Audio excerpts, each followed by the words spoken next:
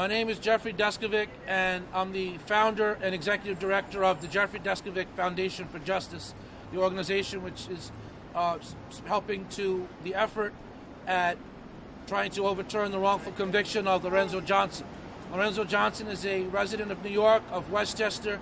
His conviction was overturned after 16 and a half years upon the federal court finding that there was legally insufficient evidence, which is the same thing as a not guilty verdict. He came home, the foundation assisted him with reintegration, he got a job, he found a fiancée, he got his driver's license.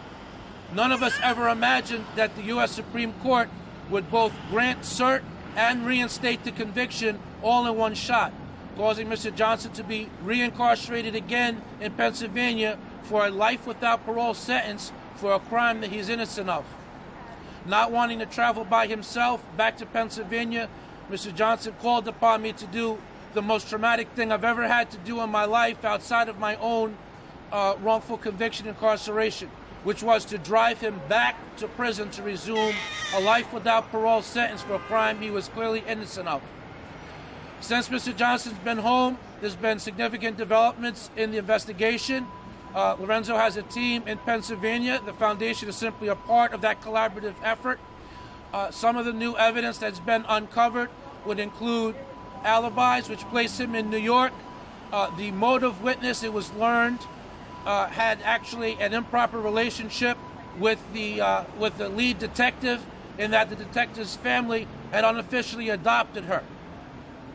That information was never turned over to Lorenzo's lawyers. The other sole witness against him, who doesn't even say that she saw the crime, but merely instead says that she saw Lorenzo on the sidewalk while the actual alleged trigger man and the perpetrator were in an alley. She alleged that he was in effect the lookout. She says she walked by all of them and she heard a gunshot. So she doesn't even say that she saw the crime. We've learned that that witness initially told police that she did not know anything about the crime. 4 months later, after being worked on by the police, her words, not mine, suddenly now she incriminates Lorenzo. In light of this new significant evidence, there are court documents which are again seeking to free Lorenzo. The purpose of the rally and demonstration is to raise awareness about his wrongful conviction, to also bring some media attention, to let Pennsylvania Attorney General Kathleen Kane know that the world is watching this case. He's innocent. They need to stop fighting his obvious innocence. They need to turn over the 8 pages of discovery material. Standing with me today are a few men who were wrongfully convicted in Brooklyn under Detective Scarcella. They'll speak about their cases. Friends and family, other members who are wrongfully convicted also stand. We're going to board the bus that the foundation has donated. We're going to Pennsylvania to have a similar press conference rally outside the Pennsylvania Attorney General's office. This time I would like to ask Taza Salvato, who's Lorenzo Johnson's fiancée, to briefly say a few words about Lorenzo's case.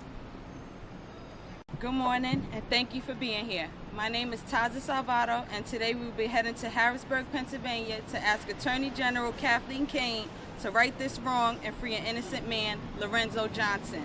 Lorenzo has been incarcerated for almost 19 years. He spent 16 and a half years in prison on a natural life sentence before the Third Circuit Court of Appeals vacated his conviction and ordered his release on grounds of insufficient evidence, which barred a retrial and is equivalent to a not guilty verdict. Lorenzo returned home on January 18, 2012 to Yonkers, New York, where he quickly got reacquainted with family, friends, and society. He began working for San Mateo Construction Company, speaking with troubled youth, and also speaking out about wrongful convictions.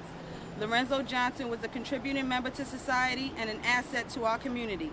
On May 29, 2012, only 148 days after Lorenzo's release, the U.S. Supreme Court reversed the decision that freed Lorenzo on a technicality and reinstated his life sentence without affording his legal team to file reply briefs or oral argue, which are normal procedures.